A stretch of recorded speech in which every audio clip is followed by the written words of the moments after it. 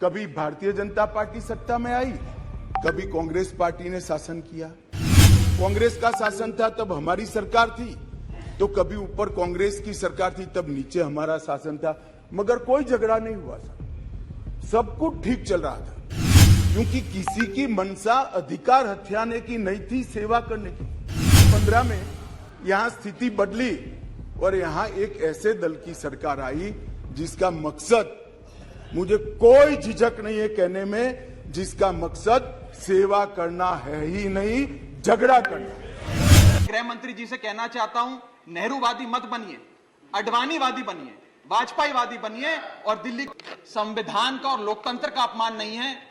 ये बिल लाल कृष्ण आडवाणी जी का, अटल बिहारी वाजपेयी जी का, मदन लाल खुराना जी का, सुषमा स्वराज जी का, अरुण जेटली जी का, सबका अपमान करने का और उनके 40 साल के संघर्ष को मिट्टी में मिलाने का काम करता है। सर मैं अपने वक्तव्य को 3 भाग में बांटता हूं। पहला कि ये बिल कैसे एक राजनीतिक धोखा है, पॉलिटिकल फ्रॉड है। दूसरा, ये कैसे एक संवैधानिक पाप है, कॉन्स्टिट्यूशनल सिन है। और तीसरा कि ये एडमिनिस्ट्रेटिव लॉकजैम यानी कि प्रशासनिक गतिरोध दिल्ली में कैसे पैदा कर देता है। सर पहला, राजनीतिक धोखा। ये कहानी है सर 1977 से लेकर 2015 की। लगभग 40 साल का लंबा संघर्ष भारतीय जनता पार्टी ने दिल्ली में पूर्ण राज्य का दर्जा स्थापित करने के लिए किया। 1977 में जब 3rd मेट्रोपॉलिटन काउंसिल दिल्ली में था, उसमें जनता पार्टी की सरकार थी। उन्होंने मता पास कर कहा कि दिल्ली को पूर्ण राज्य का दर्जा बनाएंगे। लगातार पूर्ण राज्य की दर्जे की मांग करते करते ये 1989 का लोकसभा का मैनिफेस्टो में बीजेपी का लाया हूं।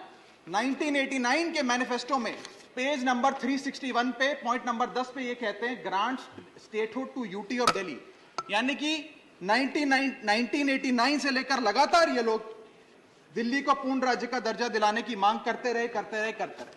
यहां तक कि जब 1991 में कांग्रेस की सरकार ने दिल्ली में विधानसभा का गठन किया, उससे भी ना पर्याप्त मानते हुए लाल कृष्ण आडवाणी जी, मदन लाल खुराना जी सबने बयान दर्ज कराए कि यह भी दिल्ली के साथ न्याय नहीं है, दिल्ली को पूर्ण राज्य का दर्जा मिलना चाहिए और हम इसके लिए आंदोलन चलाएंगे। और लगातार इन लोगों ने संघर्ष किया, आंदोलन किया। सर 1998, 1999 में फिर अपने मैनिफेस्टो में बीजेपी ने, ये 1999 का मैनिफेस्टो है, ये जारी कर कहा कि हम दिल्ली को पूर्ण राज्य का दर्जा देंगे। Page number 132 point number 31, we will give full statehood to Delhi. Sir इन लोगों ने बड़ा आंदोलन चलाया, संघर्ष किया, सड़कों पे लाठियां खाई, न जाने क्या क्या किया दिल्ली को पूर्ण राज्य का दर्जा दिलाने के लिए। और अंततः वो दिन आया जिस दिन वाजपेयी सरकार और वाजपेयी सरकार के उप प्रधानमंत्री आदरणीय लाल कृष्ण आडवाणी जी इस सदन के भीतर एक बिल लाए, द कॉन्स्टिट्यूशनल अमेंडमेंट बिल 2003, जो दिल्ली को पूर्ण राज्य का दर्जा देता है। यह बिल आडवाणी जी इस सदन के भीतर लाए और कहा कि दिल्ली को अधिकार देने की जरूरत है, दिल्ली को पूर्ण राज्य का दर्जा भाजपा दिलाएगी। यहां भी बात खत्म नहीं होती सर।